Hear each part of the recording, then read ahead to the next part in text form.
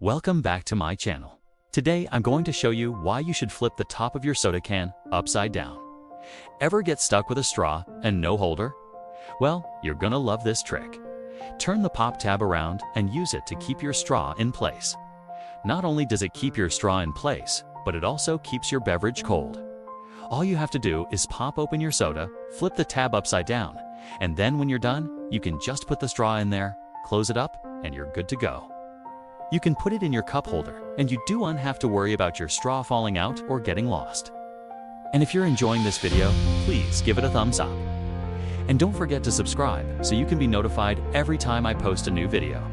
I post new videos every single day. And now, back to the video. This also works with cups. It's a great way to keep your beverages cold and your straw in place. So give it a try. Let us know what you think in the comments below. And don't forget to subscribe.